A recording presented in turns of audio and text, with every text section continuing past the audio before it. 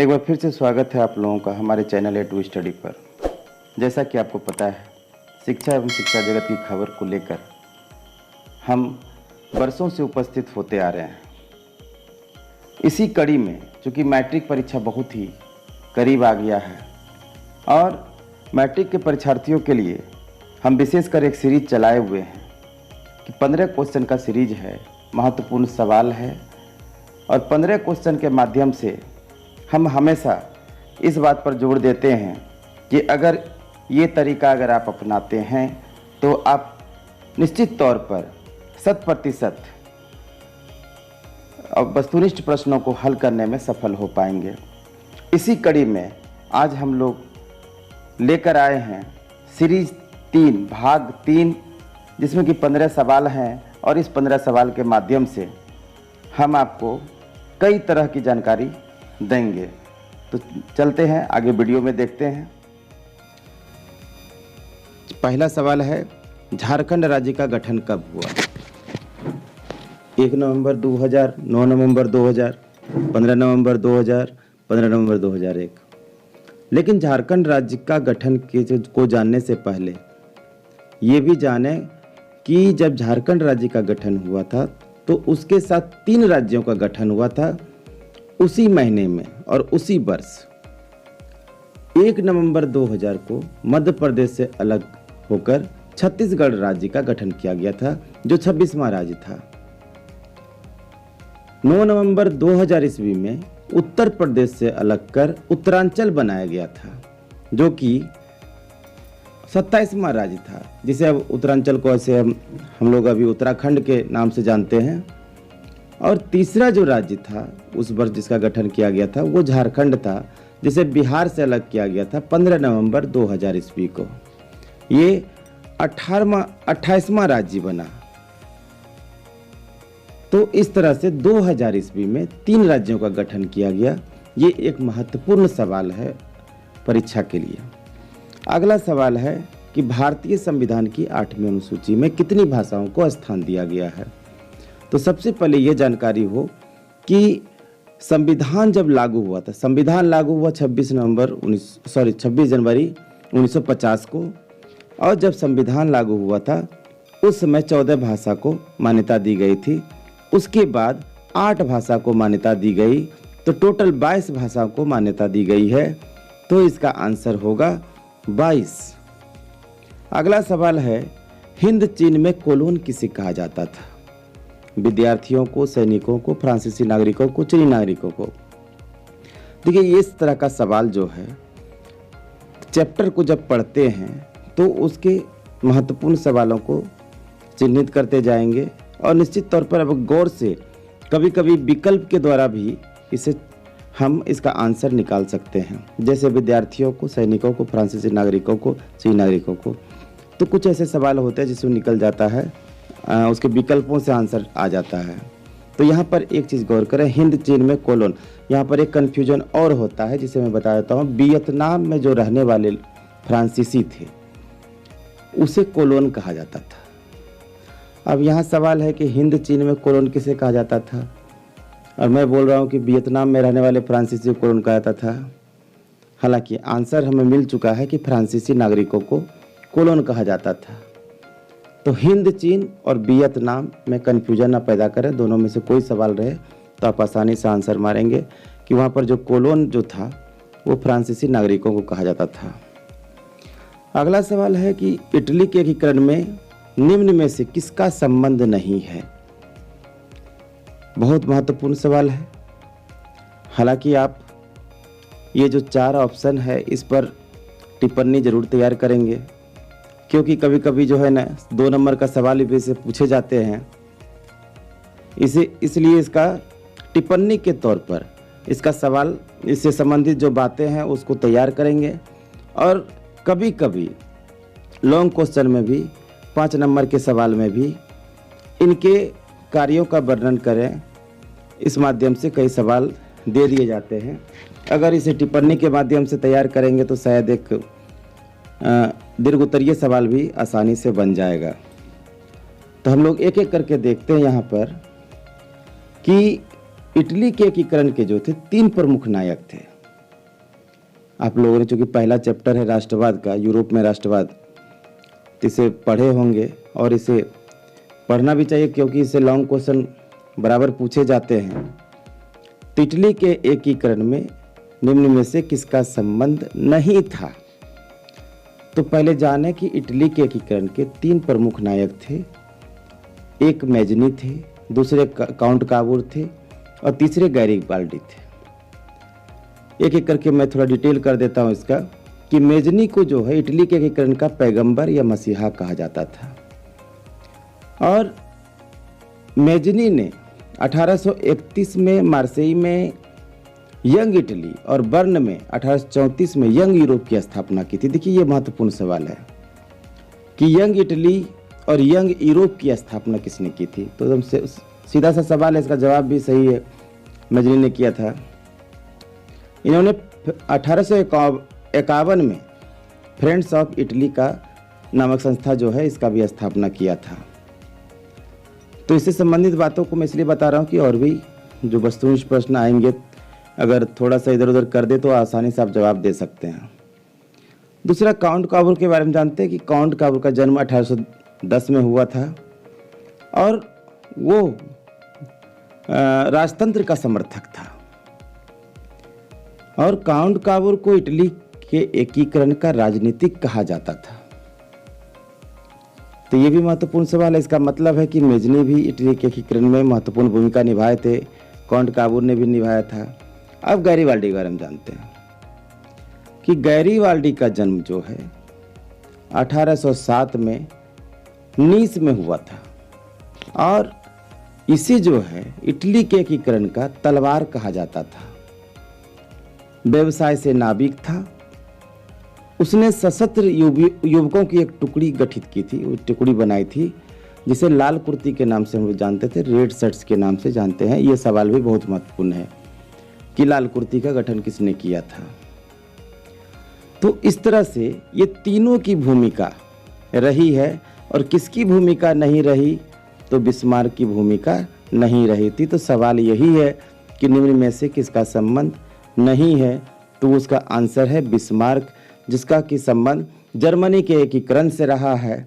और इस दौरान एक सवाल और आता है कि इटली का एकीकरण कब हुआ? तो 1870 में हुआ और जर्मनी का एकीकरण कब हुआ? तो 1871 में हुआ। अगला सवाल देखते हैं कि युद्ध और शांति जो पुस्तक था उसको किसने लिखा? वॉर एंड पीस पुस्तक किसने लिखा? तो इसके निश्चित तौर पर इसका आंसर टॉल्स्टॉय है। और टॉल्स्टॉय के बारे में थोड़ी सी जानकारी लेते हैं हम लोग कि लियो टॉल्स्टॉय जो थे 19वीं सदी के सर्वाधिक लेखकों में से एक थे। उन्होंने रूसी सेना में भर्ती होकर क्रीमियन युद्ध जो कि 1855 में हुआ था उसमें भाग लिया था।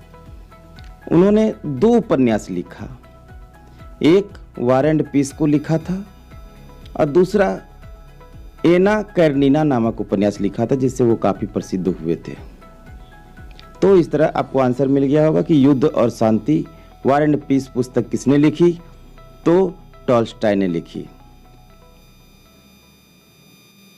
अगला सवाल है कि अखिल भारतीय ट्रेड यूनियन, एक सवाल छूट गया ऊपर, कि विश्वव्यापी आर्थिक संकट किस वर्ष आरंभ हुआ था?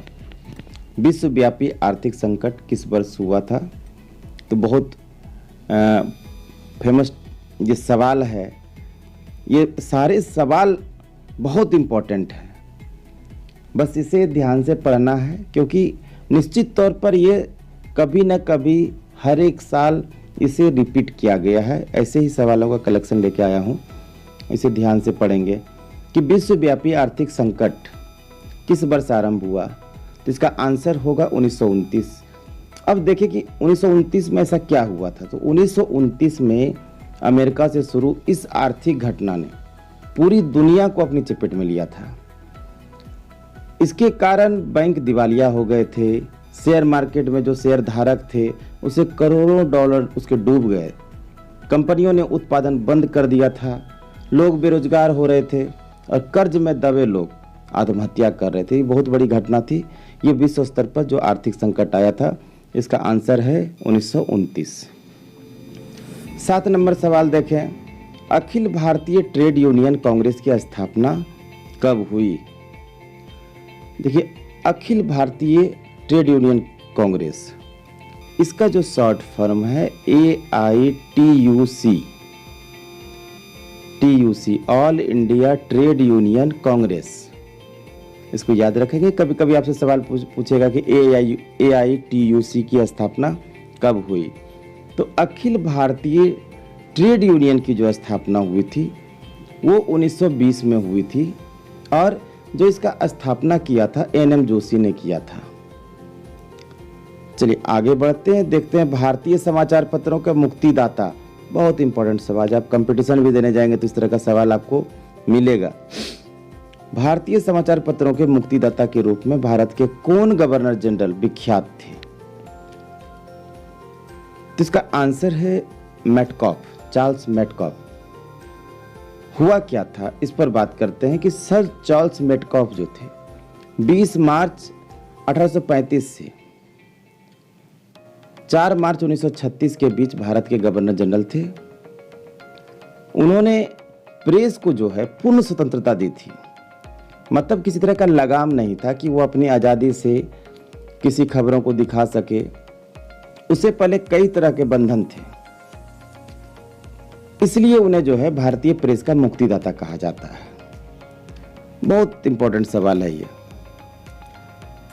अगला सवाल देखते हैं, नमक कानून तोड़ने के लिए गांधी जी ने कौन सा स्थान चुना? बहुत अच्छा सवाल है। इस सवाल को देखेंगे कि गांधी जी 1915 में वापस आए थे। जब भारत पहुंचे तो इन्होंने 1916 में साबरमती आश्रम की स्थापना की थी। अब इस साबरमती आश्रम की स्थापना की थी, साबरमती आश्रम कहाँ? तो अहमदाबाद में था। तो नमक कानून तोड़ने के लिए जो सवाल है हमारा, नमक कानून तोड़ने के लिए गांधी जी ने कौन सा स्थान चुना था? तो ये साबरमती, ये स्थान आपको पहले मैं क्लियर कर दूं, ये दांडी था। महात्मा गांधी ने जो है दांडी मार्च की जो शुरुआत की थी 12 मार्च 1930 में की थी। अहमदाबाद के पास ही स्थित था साबरमती आश्रम, जैसे मैंने बताया कि ऊपर 1916 में इसकी स्थापना की थी उन्होंने। और इस मार्च के जरिए इन्होंने जो दांडी मार्च शुरू किया था, गांधी जी ने अंग्रेज सरकार के जो वहाँ पर नमक होता था उस पर जो कर लगा दिया था, उसको समाप्त करने के लिए ये मार्च शुरू किया था। और लगभग 24 दिन की यात्रा करने के बाद वो 5 अप्रैल 1930 को नमक कानून तोड़ा था और अंग्रेजी सरकार को दिखा दिया कि हम कर नहीं देंगे, क्योंकि नमक हर घर की चीज़ है, इस पर कर नहीं लगनी चाहिए। तो इस माध्यम से ये दांडी मार्च शुरू हुआ था। लगभग 78 लोग थे उनके साथ। और एक जो जानकारी है, जो ऐसा माना जाता है कि लगभग गांधी जी 16 से 19 किलोमीटर डेली चलते थे। तब लगभग 385 किलोमीटर की यात्रा पूरी हुई थी। तो इसका आंसर हमें मिल गया कि नमक कानून तोड़ने के लिए गांधी जी ने कौन सा स्थान चुना? तो दांडी था ये जगह। अगला सवाल देखते हैं। अगला सवाल है कि बंगाल का विभाजन कब हुआ? देखिए, बंगाल का विभाजन एक जो बहुत महत्वपूर्ण मुद्दा था उस समय। सबसे पहले तो आपको जानकारी होगा कि अंग्रेजों की जो नीति रही थी वो फूट डालो शासन करो की नीति रही थी। मतलब आप एकजुट नहीं हो सकते हैं। अगर आप एकजुट होंगे तो फिर अंग्रेजों को दिक्कत हो सकता है। तो इस नीति को सफल बनाने के लिए वो हमेशा जहां पर भी एकजुट होने का प्रयास करते थे तो वहां पर उसको तोड़ दिया जाता था। और इसी क्रम में ये जो क्षेत्र था, बंगाल का क्षेत्र, यहाँ पर भी ऐसा ही कुछ मामला था। तो चलिए इसके बारे में और जानकारी लेते हैं कि बंगाल विभाजन के निर्णय की जो घोषणा हुई थी वो हुई थी 19 जुलाई को। 19 जुलाई 1905 को। उस समय तत्कालीन जो वायसराय था वो लॉर्ड कर्जन के द्वारा इसकी घोषणा की गई थी और वहाँ पर एक मुस्लिम बहुल प्रांत को अलग करने के उद्देश्य से ही बंगाल में 2 भागों में बांटने का निर्णय किया था ताकि एकजुट ना हो सके। मुस्लिम और हिंदू को बांटने का बहुत बड़ा प्रयास किया गया था और इसी प्रयास में को सफल बनाने के लिए बंगाल विभाजन की घोषणा की थी 19 जुलाई 1905 को। हालांकि इस पर काफ़ी विरोध प्रदर्शन हुआ। उसके बाद हालांकि इसको प्रभाव में लाया गया। 16 अक्टूबर 1905 से इसको प्रभावी कर दिया, लेकिन इसके बाद बहुत तरह के प्रदर्शन हुए, बहुत तरह का आंदोलन हुआ और इस विभाजन को 1911 में निरस्त कर दिया गया। इस बंगाल विभाजन, जो बंगाल का विभाजन करते हैं, इसका एक नाम और भी दिया गया, बंगभंग के नाम से भी इसको जाना जाता है। तो सीधा इसमें जो स्पष्ट तौर पर दिखता है कि बंगाल का विभाजन जो किया गया था वो कहीं ना कहीं एकजुटता को समाप्त करने के लिए किया गया था। हिंदू मुस्लिम को तोड़ने की बात हुई थी। वो अपनी जो नीति है उसकी नीति को सफल बनाने का प्रयास किया गया था। फूट डालो शासन करो की नीति को अक्षरशः लागू करने का प्रयास किया था। हालांकि वो सफल भी हो गए थे, लेकिन 1911 में इसे निरस्त कर दिया गया। तो इस सवाल का जो उत्तर है 1905 होगा कि बंगाल का विभाजन कब हुआ था, तो 1905। अब 11 नंबर के सवाल को देखें हम लोग। महासागर की तली पर होने वाला कंपन का परिणाम है। पहला है भूस्खलन, चक्रवात, सुनामी, इनमें से कोई नहीं। देखिए, महासागर की तली पर होने वाला कंपन का परिणाम, इसका आंसर सुनामी होगा। अब थोड़ा सा इसकी जानकारी लेते हैं कि सुनामी है क्या। देखिए, जब धरती हिलती है तो भूकंप आता है और यही भूकंप समुद्र में आता है तो ये सुनामी बन जाता है। यानी समुद्र में जो उठा तूफान है वही सुनामी कहलाता है। समुद्री तूफान को जो है जापान में सुनामी कहा जाता है। हालांकि इसके अलावा जो है जमीन धंसने, ज्वालामुखी फटने या किसी तरह का विस्फोट से भी मतलब जो है सुनामी की लहरें उठती है। तो यहाँ पर आंसर हमको मिल चुका है कि इस महासागर की तली पर होने वाला जो कंपन होता है जिसका परिणाम जो है सुनामी है। अगला सवाल है अर्थशास्त्र से है, आर्थिक विकास का तीसरा क्षेत्र क्या है। देखिए, बहुत महत्वपूर्ण सवाल है। इससे बहुत सवाल है, इसके जो है इससे बहुत इस चैप्टर से, और जो आप देख रहे हैं तीसरा क्षेत्र, इससे संबंधित कई सवाल पूछे जाते हैं, खास करके वस्तुनिष्ठ और लघुत्तरीय सवाल के तौर पर। तो देखिए, इसको हम लोग देखते हैं। आर्थिक विकास जो होता है, आर्थिक विकास के 3 क्षेत्र होते हैं। इसके 3 क्षेत्र होते हैं, प्राथमिक क्षेत्र, द्वितीयक क्षेत्र और तृतीयक क्षेत्र। प्राथमिक क्षेत्र जो होता है उसको कृषि क्षेत्र भी कहा जाता है। इसके अंतर्गत पशुपालन, मछली पालन जो आदि होते हैं और जो और भी व्यवसाय होते हैं वो इसके अंतर्गत आते हैं, प्राथमिक क्षेत्र के अंतर्गत। मुख्य रूप से देखिए, इससे जो सवाल पूछता है प्राथमिक क्षेत्र को कौन सा क्षेत्र कहा जाता है या कृषि क्षेत्र किस क्षेत्र के अंतर्गत आता है, तो प्राथमिक क्षेत्र के अंतर्गत आता है। दूसरा है द्वितीयक क्षेत्र। द्वितीयक क्षेत्र को औद्योगिक क्षेत्र कहा जाता है। इसके अंतर्गत खनिज, व्यवसाय, निर्माण, जन उपयोगी जो सेवाएं होती है, गैस, बिजली आदि, इसके उत्पादन के जो होता है इसी के अंतर्गत आता है। मतलब उद्योग से संबंधित जो बातें होती है वो औद्योगिक क्षेत्र होते हैं, और औद्योगिक क्षेत्र जो किसके अंतर्गत आते हैं, तो द्वितीयक क्षेत्र के अंतर्गत आते हैं। अगला होता है तृतीयक क्षेत्र। तृतीयक क्षेत्र जो होता है, जो सवाल भी है हमारा कि तृतीयक क्षेत्र को सेवा क्षेत्र भी कहा जाता है। इसके अंतर्गत बैंक, बीमा, परिवहन, संचार, व्यापार आदि क्रियाएं सम्मिलित होती है। मतलब कहने जो सेवाएं प्रदान करती है, यह प्राथमिक और द्वितीयक क्षेत्र की जो क्रियाएं होती है उसको भी सहायता प्रदान करती है। इसीलिए यही कारण है कि इसे सेवा क्षेत्र कहते हैं। तो आपका आंसर आ गया सेवा क्षेत्र। देखिए, प्राथमिक क्षेत्र को कृषि क्षेत्र कहा जाता है, द्वितीय क्षेत्र को औद्योगिक क्षेत्र कहा जाता है और तृतीय क्षेत्र को सेवा क्षेत्र कहा जाता है।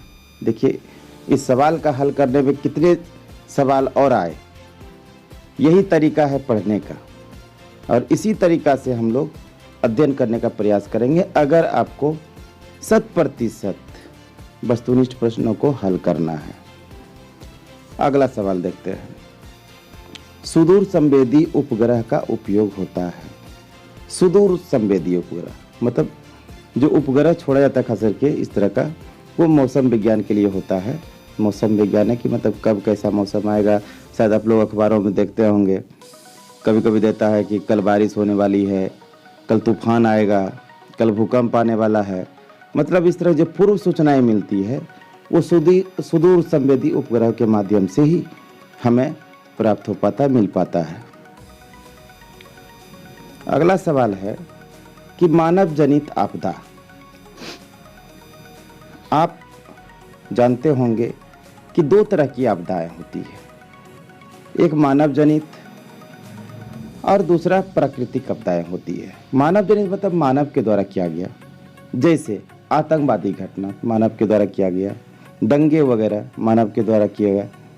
और प्राकृतिक जो होता है जैसे भूकंप हो गया, आपका बाढ़ हो गया, तो ये प्राकृतिक है जिसका कि प्रकृति के द्वारा ये जो है ना आपदा आता है। तो यहाँ पर सवाल है कि मानव जनित आपदा जो है, मानव जनित, बाढ़ हो गया प्राकृतिक, भूकंप हो गया प्राकृतिक, सुनामी हो गया प्राकृतिक। मैंने पहले ही आपको बताया था कई ऐसे सवाल होते हैं जहाँ पर कि विकल्प छांट कर भी आप उत्तर निकाल सकते हैं। तो यहाँ पर स्पष्ट दिख रहा है आपको, तो आंसर आ गया आतंकवाद, क्योंकि आतंकवाद की जो घटनाएं होती है वो मानव के द्वारा किया जाता है। अंतिम सवाल देखते हैं। 15 नंबर का सवाल है कि भारत में योजना आयोग का गठन कब किया गया है। कब किया गया? देखिए, भारत में योजना आयोग को समझिए। ये भारत सरकार द्वारा ये 15 मार्च 1950 को गठन किया गया था योजना आयोग का। इसका अध्यक्ष जो होता था, पदेन अध्यक्ष मतलब जो प्रधानमंत्री पद पर होते थे तत्काल, उस समय वो योजना आयोग के अध्यक्ष हुआ करते थे। और योजना बनाने का जो काम किया करते थे, ये पंचवर्षीय योजनाओं को मूर्त रूप प्रदान करते थे।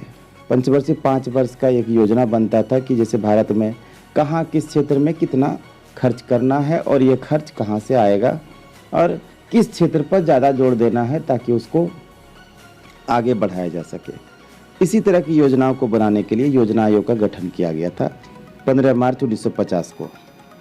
और हालांकि अब इस चीज़ को इसका नाम बदल दिया गया है, काम वही है, लगभग नाम सिर्फ बदल दिया गया है। और 2014 ईस्वी में इसका नाम बदल के नीति आयोग कर दिया गया है। और इसके अध्यक्ष भी अभी जो है प्रधानमंत्री ही होते हैं। तो ये रहा आज का 15 सवाल का ये सीरीज, और आशा करते हैं कि आपको पसंद आएगा, और पसंद आना भी चाहिए। तरीका गलत नहीं है, बशर्ते इसे आप अपने पढ़ाई के दौरान इसका अच्छे से करें और आपको ये एक बढ़िया मार्क्स ला के देगा। तो फिर हम अगले वीडियो में मिलते हैं। उससे पहले ये बता दें आपको कि अच्छा लगे तो ज़रूर शेयर करें और सब्सक्राइब करें, ताकि हम जब भी आपके लिए वीडियो लेकर आवे तो आपको मिल जाए आसानी से। तो इसी बात के उम्मीद के साथ कि आप अच्छे अच्छे कमेंट करेंगे, हमें सलाह देंगे और हमारा उत्साहवर्धन करेंगे। धन्यवाद।